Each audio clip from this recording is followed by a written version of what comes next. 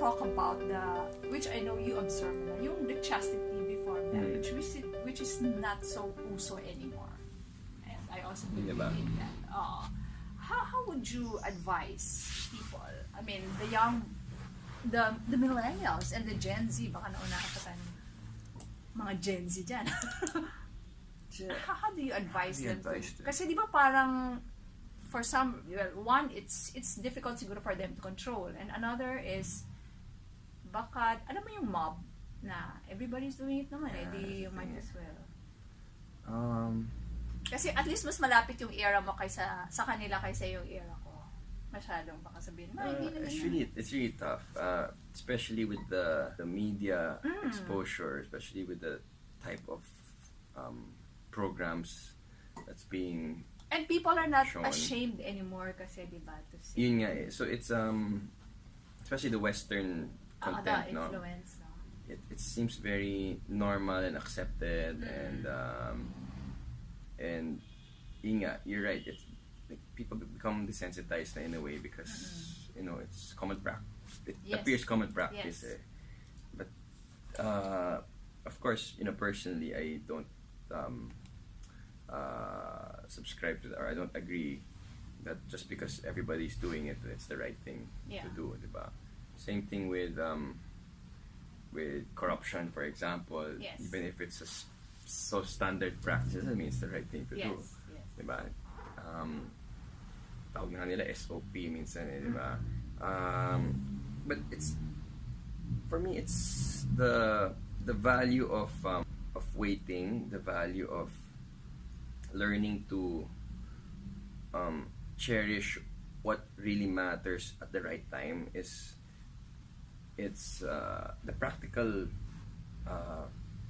rationale behind it for me. For example, if you're used to always getting everything that you want right now at any time right now, it loses its value, diba? Or the how important, how special it is. See, you are looking forward to a vacation in the beach and you wait for a year. Excited. When you're there, you really more different. You're in the beach every other day, diba? In a way, parang, of course, for some would disagree, but in a way, it loses its value. If you're always receiving diamonds every day, diba? Versus if you receive it once in 5 years, once in 10 years. And also the value of learning to wait.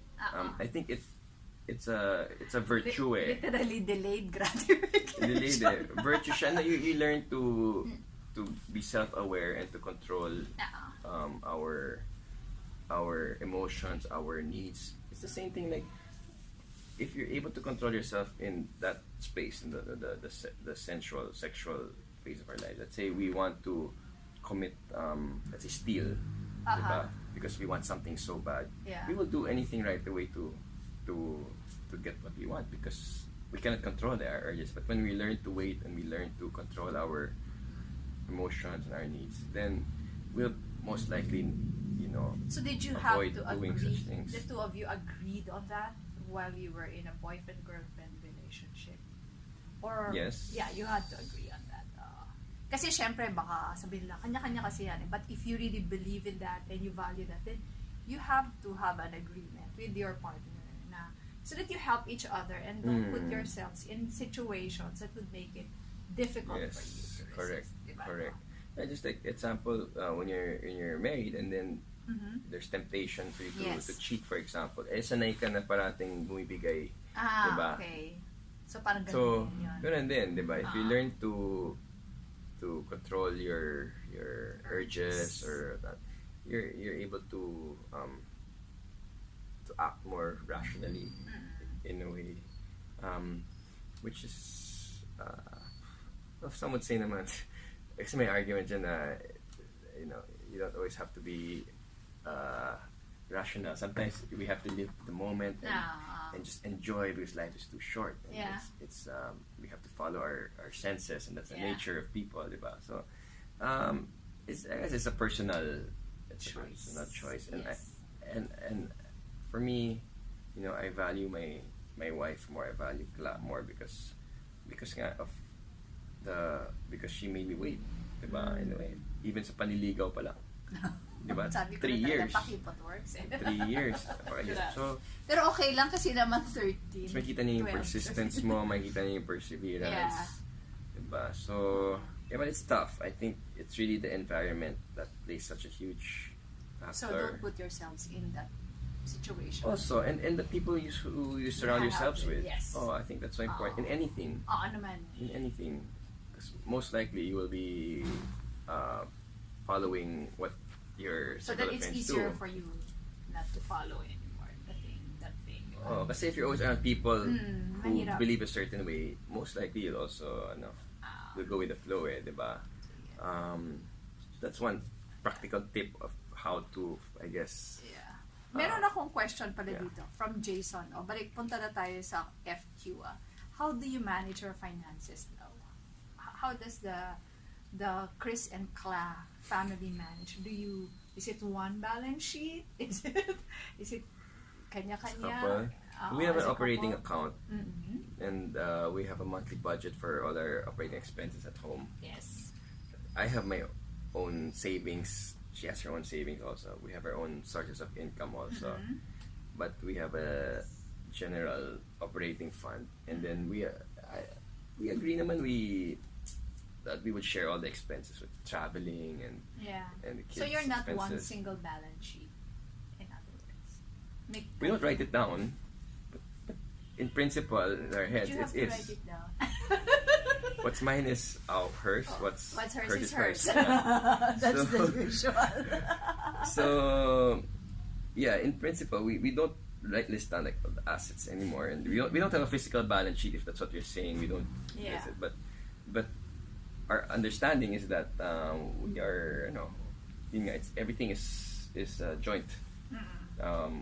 So you discuss where to invest. Yeah. Together. Yeah. Yes. Sinong nasusunod? Sino nga ba? Siguro siya. Sa stock siya. Mag-invest siya sa stocks eh. Kasi investment banker siya. Sa stocks eh. Anong childhood money memory mo, Chris? Money memory? Yes. What is that thing that really para bang if you try to remember how it was with you when you were young about money? My parents instilled a very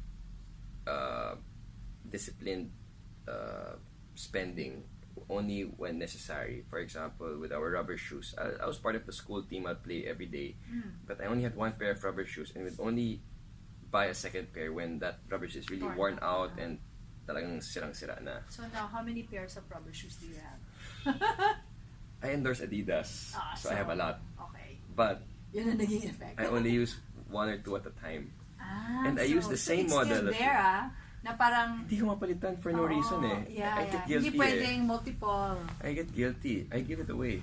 I give it to those who need. Anong size? Ay, malaki yata. I have a lot. I'll use it once or twice because, I'm an ambassador, diba? I want to try it out there and then promote it, and so that other people will see me using it once in a while. But my foot is very maselan, so when I get used to one, I don't want to change na. And I don't want to change for no reason because I get guilty. It's instilled. A pair is 8,000, 10,000, 10,000. Mahal kayo. And then it's still in good condition. It's matigas. I mean, it's the sole is hindi pa laspag. It's clean. It's perfect. And then you're gonna change for no reason. Parang I get guilty. It goes against your childhood mind. I guess that's how it is growing. Even with clothes, we wouldn't buy unless we really needed to. I mean, that's how my parents really raised us, and I appreciate that. Kasi at least spending, hindi kami ma-shopping masyado with my wife. Only necessary. So I guess Only that's your FQripot tip. You don't need to buy a new pair. Yeah. You don't need to have a lot, kumbaga. Yeah. Anong luho ng Chris Tiu? Ako. Travel. Yeah. Travel. Yes, meron ako nakita. Where was that? Naka-helicopter. Saan? Saan nakita? Sa Instagram mo. Is that New Zealand? Helicopter ba yun? Airplane yata. I don't know, but I try not to post yung mga ganun things. Nagkamali ka naman. Precisely because I don't want to send the wrong signal eh. No, but what I say is you can splurge, you can buy luxury if you can really afford. Sabi ko nga, may guideline ako if you can afford to buy 10 pieces of it. What's that?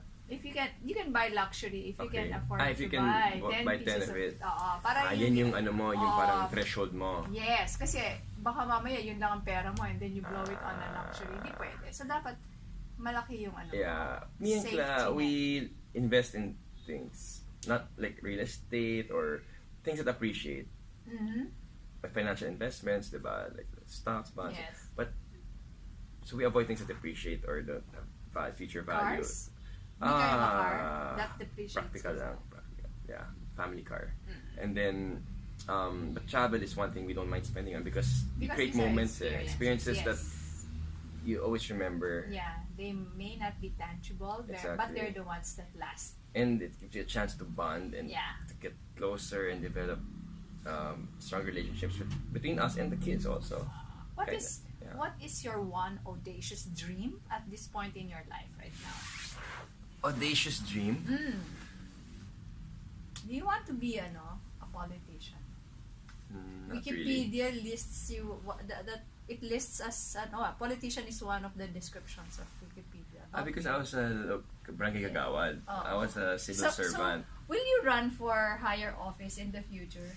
No, hindi kaya. Sige na, mag-run. I want to help. I want to help the people. I want to serve talaga. And I feel that as a public servant, elected or appointed, you can help such a huge way and have such a huge impact. But I don't think I'm cut out for it. That's the thing. That's what a lot of good leaders say. I'm not cut out for it. It's a different ball game. But again, I believe in God's will. If God eventually leads me there, then it's hard to say no. But I still do want to give back, and that's what I want to do through the private sector. And I believe that we all can in our own way. It doesn't have to be a huge scale naman, like being a congressman, a senator, a mayor, so or what whatnot. is that you're private sector, for one, sports advocacy, but I want to create projects that have impact, meaningful impact to society. For one, we're doing because I'm a strong advocate of the environment also, so I got into renewable energy, which is very challenging. It's capital intensive. It doesn't have the most attractive returns versus, let's say, a coal or a diesel power plant. But it's long-term benefits to the environment, which I feel the next generation will really benefit from. So that's why I got into it, and it's been years. We're still constructing. We're dealing with so many. Do you know that I was a USAID consultant to renewable energy we should talk back in the mid-1990s. Talaga? Yes. Oh, really? Oh, we should talk about that. Ang hirap. I know how it's Yeah, working. especially... That's why there has to be a cost dun sa pollution that is created by the other energy manufacturing systems. Otherwise, renewable, ang hirap maging competitive. We'll end with fast talk, Chris. And sorry, before that, yung other projects that I was mentioning about that can create impact. Like, let's say, aside from environment, let's say healthcare, for example, or education. I mean, these, you don't have to be a politician, but you can, in the private sector, you can also create, projects that have community building impact, and also just in any business, just to provide livelihood to people, diba? And to create a community and atmosphere of where you have good working conditions, where you espouse good values. I mean, there are always small ways naman to give back. So that's why I didn't aspire to be a politician anymore. But if in the future maybe an appointed official I can consider, or if God wills it naman, I believe that everything's in God's plan. It's not naman sometimes what we want. Yeah, that's true. Yun. So, sorry, I interrupted. Sige. Okay, so, gusto ko to, parang game natin. Fast talk, sige. Fast talk may sasabihin ako, tapos sagot ka lang kagad. Okay. Favorite dish? Noodle soup. Noodle soup? What kind? Any chicken, mommy. Favorite sport aside from basketball? Golf. Dog or cat? Dog. Christmas or New Year? Christmas. Beach or Tagaytay? Beach. Morning or night? Morning. HBO or Netflix? Netflix. Twitter or Instagram? Instagram. Who's your favorite Taipan? Nahiya, mga tito niya siguro to lang. Lahat kaibigan eh, paano yan? Local? Yes. O sige, pareho. NEC. Okay. Meron ka bang outside of the country na favorite? Hindi na si Jeff Bezos, ha? Hindi mo na siguro siya favorite. Scandal, yeah. Kasi ano naman eh, Warren Buffett. Warren Buffett, okay. Yeah. At what age pwede ligawan si Amanda at Manny? Never, she's going to the convent. Ay, daya mo. Ikaw aga-aga mo nanligaw. Tapos ito. Alam ko yung mga kalokohan ng mga lalaki. Okay, this is the last. And kasi alam mo, binitin mo to when I interviewed you so many years ago. What is that? Kasi ang bait-bait po ni Chris Tiu, diba? Sa paningin ko lang, at sa paningin ng lahat. Ewan ko. So my question to you that time, I don't know if you remember, was, what was the naughtiest thing you've ever done? And then, sabi mo, sige tita, I'll answer later. And then, natapos na yung interview. Tapos wala, hindi nasagot. So ngayon, siguro after so many years, what is the naughtiest as a kid? I bit my sister really hard. It's agad with my teeth marks that really stuck there. And she cried like anything. And I got a spanking for that. My dad brought me down, got his belt and spanked me until the buckle broke. And I couldn't forget that. I was crying. And after that, bumait na ako. Yung mas adult. Mas adult. Yung naughtier. Masisira ba ang image mo? Hindi mo na sabihin. You have to ask my wife. Sige, kakausapin ko si Cla. Ask Cla. Yeah. Okay. It's our secret. That's our secret. Sige, parang hindi ko masaya yung kwento. So in which case, ako na nga susulat ng biography mo. Talaga? Sige, gawin natin. Okay, so thank you very much again, Chris. This was really a wonderful interview. Thanks. It's always nice to talk to, alam mo yung mga kids, pero tito ka na pala, no? Like you, na kahit sumikat, you remain grounded. And very humble. Sabi nga sabi nga ng iba, ano ba kapintasan ni Chris Tiu? Marami. Yung iba tuloy naglolo ko, baka may bio. Wala kasi Kaya pala layo mo sa akin. Wala kasi silang makita eh. You're so mabait. Kalalan nila yun. Yeah. Kalalan nila. Ang dami ko ng Oo, lahat naman flawed. But then, struggle. It's a constant process to try to get better. Yeah, it's a daily choice. No? Ganun din. Parang relationship, diba? It's a daily choice. Meron ka bang we fall and we continue to... Sige, siguro diyan na yung last message mo sa kanila. Ano ang parting message mo sa viewers? Sa mga young couples who... Sige. Lovey-dovey. Ang hirap ito. Ba't ko ginawa yun? Sana sa mga athletes na lang, aspiring athletes. Tapos na yan eh. Tapos na yung athletes eh. Yung sa relationship. Sa relationship, never take for granted the people that you love and the people who love you. I think in life, we may choose wrong partners sometimes, but what's important is you cherish the moment together. You try to make each other better, and you learn from each other all the time and become more mature individuals. I guess the most important thing is to grow together as persons with Christ in the center.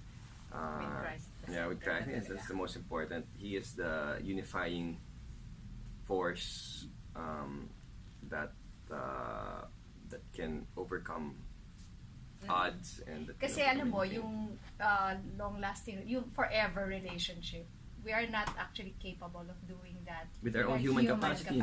So we need God. We need His grace.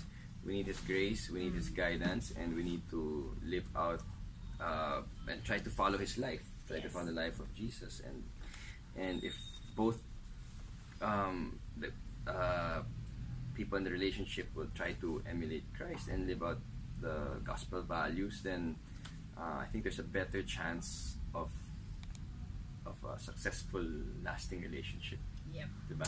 Salamat. Okay. If I ask Cla the question, is Chris a passionate lover? What would her answer be? Of course. Yeah. Okay. With Why that. do you think we're together for 17 years? So Going with 18 that, years. So with that, thank you very much, Chris, and we'd like to greet the viewers. Cheers to high FQ.